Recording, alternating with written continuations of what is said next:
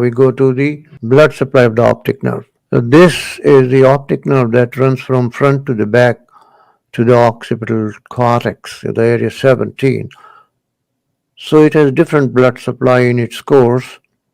And let's discuss the blood supply of the front optic disc and the optic nerve head and front of the optic nerve. The front of the optic nerve is supplied by the ophthalmic artery, which is a branch of the internal carotid. Ophthalmic artery gives two branches here, the central retinal artery and the ciliary. So the central retinal artery, it arises from the ophthalmic artery and it pierces the optic nerve about 10 millimeter behind the eyeball and runs in the substance of the optic nerve and divides the middle two-thirds of the retina. The anterior two-thirds is supplied by the ciliary arteries, and this central retinal artery also supplies the optic nerve head. So let's see.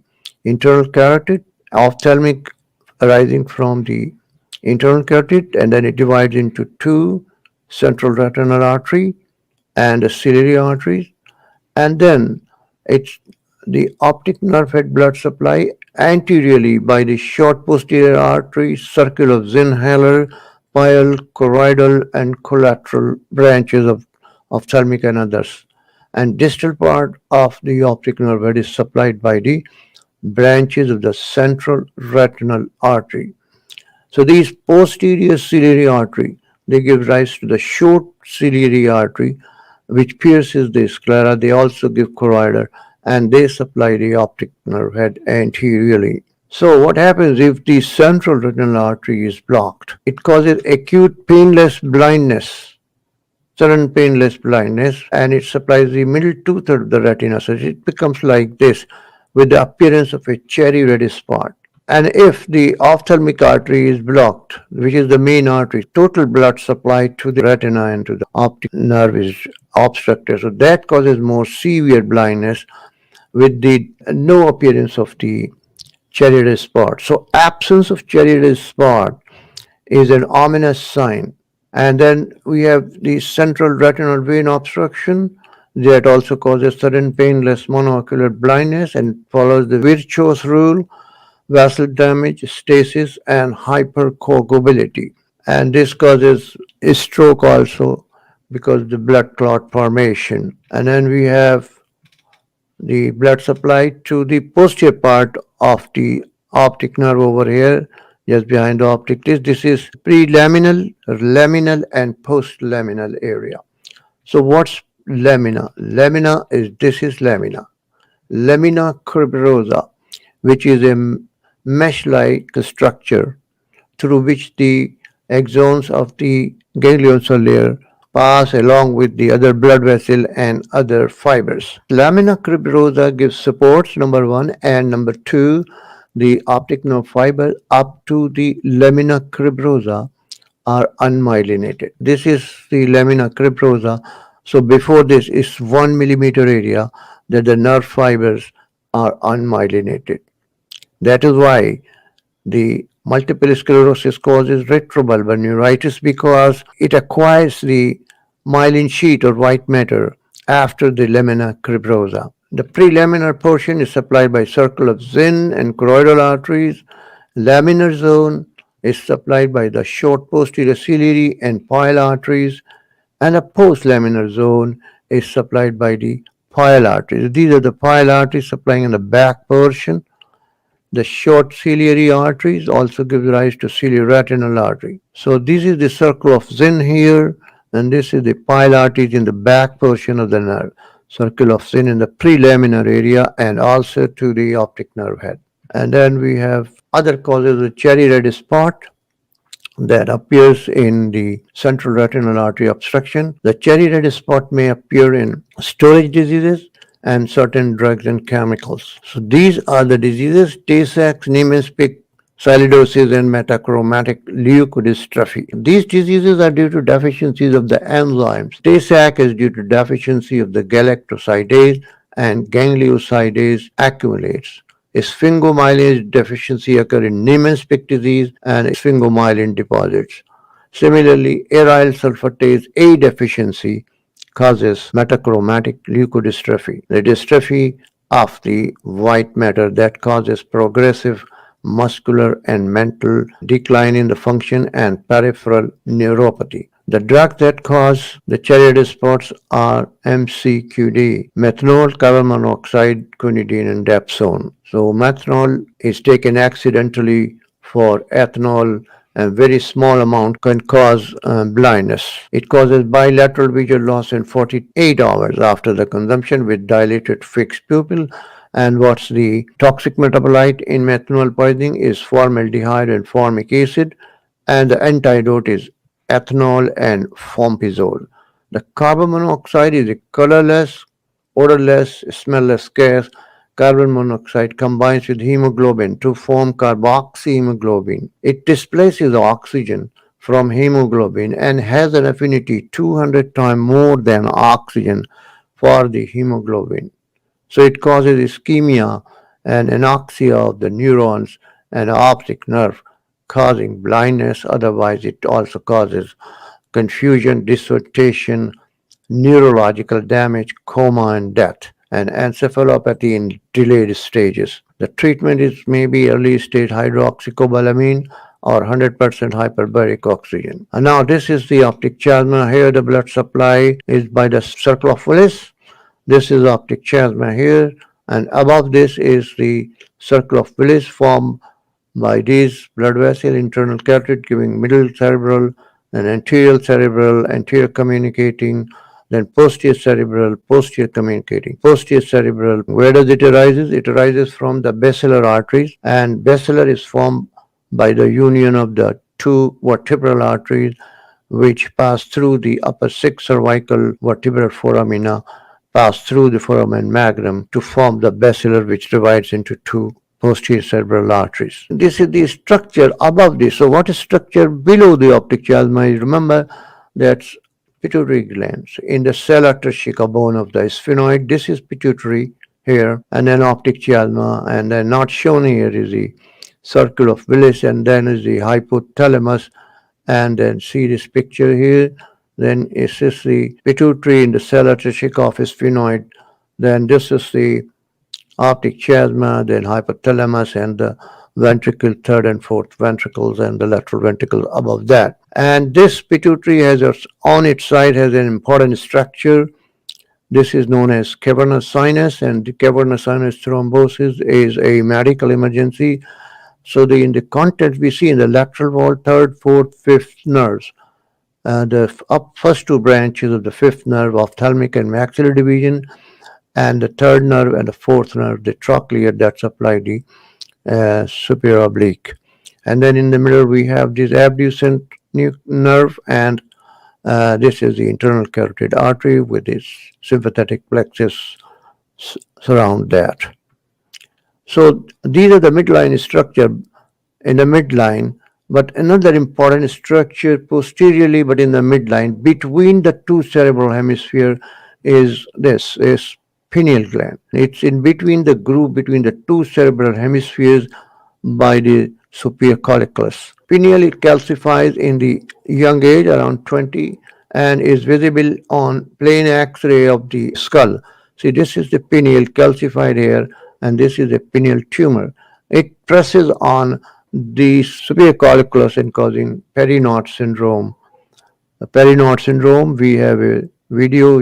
Anybody wants, it can watch it. Pineal, in the early ages, produces melatonin and other sort from serotonin, and or its tumor may also block the cerebral aqueduct, causing hydrocephalus. Non-communicating, of course. Pinealectomy in children may cause increased production of FSH and LH that accelerate the development of sexual organs and skeletal. Now the next topic is optic atrophy. The optic atrophy cannot be reversed, there's no treatment, and it's a permanent visual loss. Unilateral lesions are anterior to the optic chiasma. Most common cause of optic atrophy is a vascular cause, anterior ischemic optic neuropathy. So the optic atrophy may be primary or a secondary optic atrophy, or it may be anterograde or retrograde, or it may be glaucomatous optic atrophy is a little different. So we'll discuss that one too.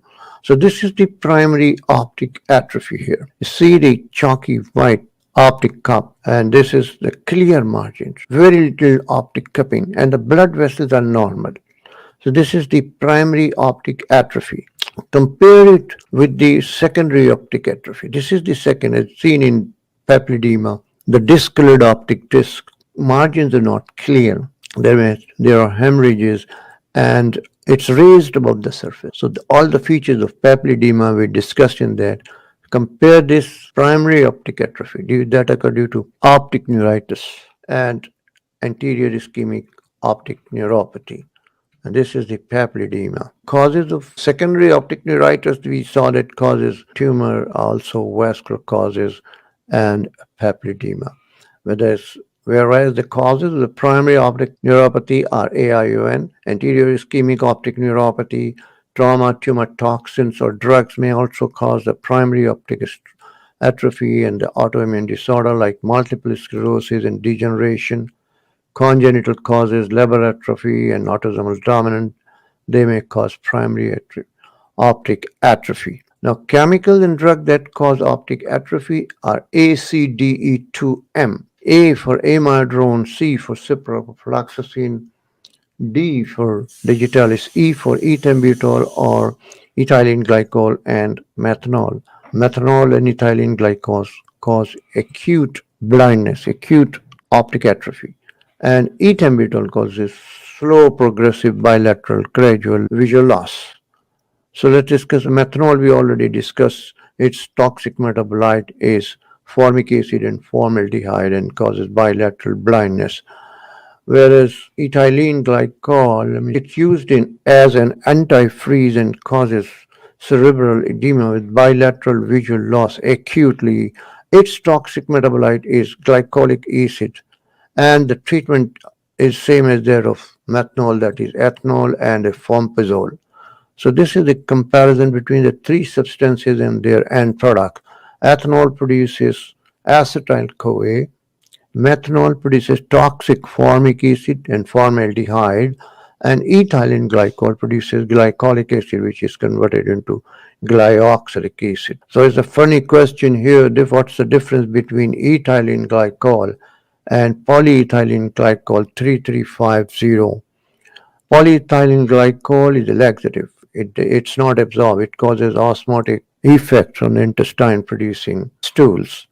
Then the ethymol toxicity. Ethymol is an anti-tubercular drug used, and it's toxic for the retinal ganglion cell layers, and it causes bilateral visual loss with secocentral or central scotomas. Because this is toxic, thinning of the retinal nerve fiber layers, RNFL. So the toxicity is reversible, but it may be permanent. So discontinuation of the drug should be done, and this toxicity occurs about 3 months after the starting the treatment, and the eye examination is recommended every 3 months. And which vitamin is effective in preventing it? That's vitamin B6, pyridoxine phosphate, prevents. And the next drug is amiodarone that is deposited in the cornea. And then tobacco also causes slowly progressive, painless visual loss bilaterally. Then we have anterograde optic atrophy or Wallerian degeneration. In this anterograde degeneration, there is degeneration from retina to the lateral geniculate body. And the other one is retrograde degeneration, is proximal portion of the axon to the optic disc. Then we have glaucomatous optic atrophy. It has some changes of both. Serous margins are clear, and cupping occurs superiorly here. More, and the blood vessels, there is what is called the nasalization of blood vessels. So features of the papilledema, but otherwise the margins are very clear, and there is backward bowing of lamina cribrosa. Now we go to the optic neuropathy and optic neuritis. Any condition that affects the optic nerve is optic neuropathy. Most common cause of optic neuropathy, neuritis, is ION, ischemic optic neuropathy, and causes of the optic neuritis are infections, bacterial, Lyme disease, syphilis, and cat scratch fever. Viruses, mumps, measles, herpes, cytomegalovirus. And then we have immune disorders, multiple sclerosis, vascular causes, ischemic optic neuropathy, tumors, vitamin B12 deficiency, pernicious anemia is a common cause of vitamin B12 deficiency. Also, gastrectomy causes it. Low serum protein, protein deficiency, radiotherapy, genetic liver atrophy, and there occur neuritis, that is scarmacula.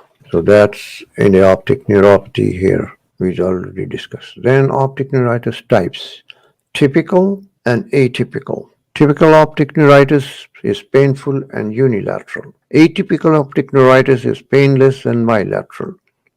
Typical causes mild disc edema without exudates and hemorrhages, while atypical causes severe exudates with or without hemorrhages. The typical one improves after 3 months, and the atypical one continues worsening over the month, and steroid withdrawal. There is no relapse of the typical optic neuritis, but relapse occur after steroid withdrawal with atypical optic neuritis. Then let's discuss the multiple sclerosis. That is a cause of optic neuritis. It may be unilateral, but may also be bilateral, but usually it's unilateral with central scotoma. So this is due to multiple sclerosis is an autoimmune disorder with T cell activation followed by B cell activation that produce antibodies that attack the white matter, the myelin sheath. So the attacks are waxing and waning. They attack the different parts at different times. So healing also occurs, and healing occurs. What causes the healing? It's the oligodendrocyte that causes the healing.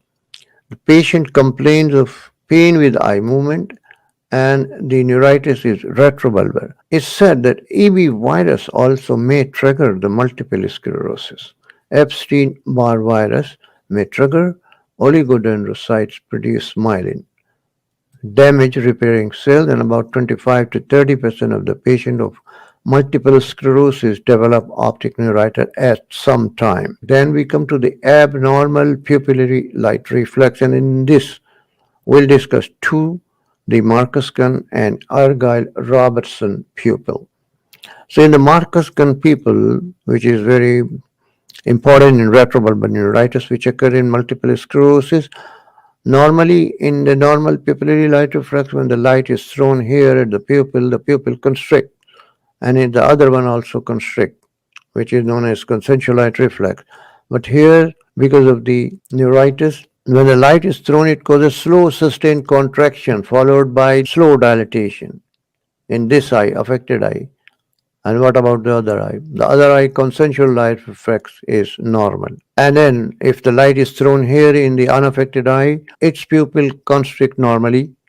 Constriction is normal, and the consensual light reflex in the other side, on the affected side, is also normal because the motor part is by the oculomotor nerve that brings the pupillary light reflex to the affected eye. So in that, optic nerve is not concerned. Pupillary light reflex is absent in Argyll-Robertson pupil, but accommodation reflex is present. Why is it so? Because accommodation reflex is not controlled by here.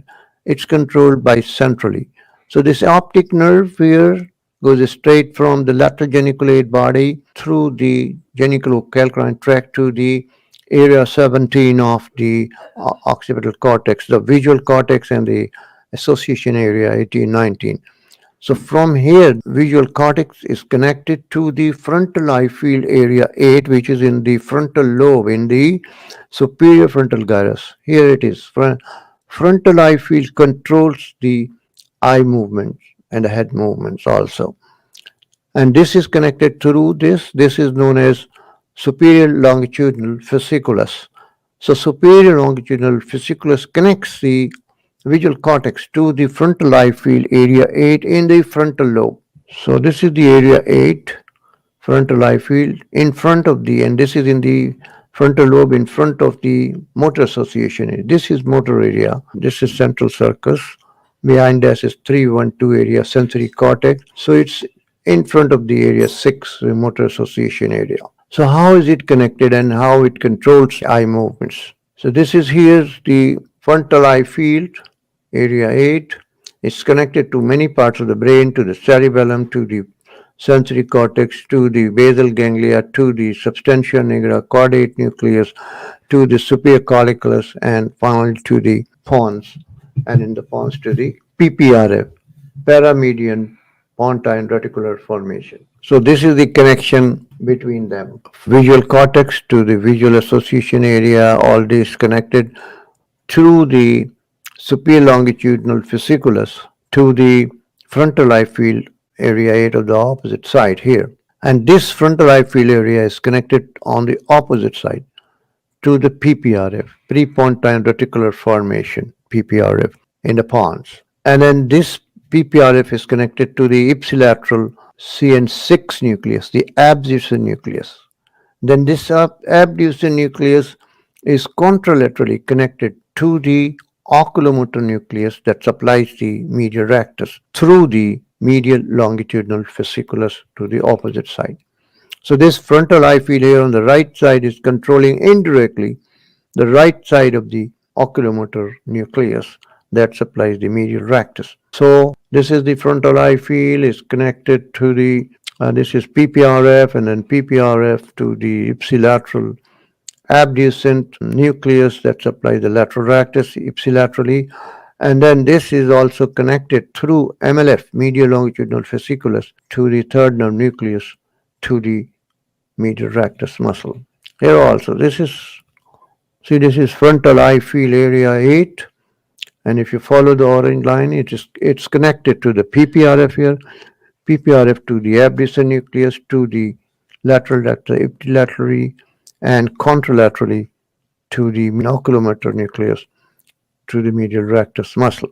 Then lesions of the frontal eye field may be irritative lesions like a epileptic focus or a destructive lesion.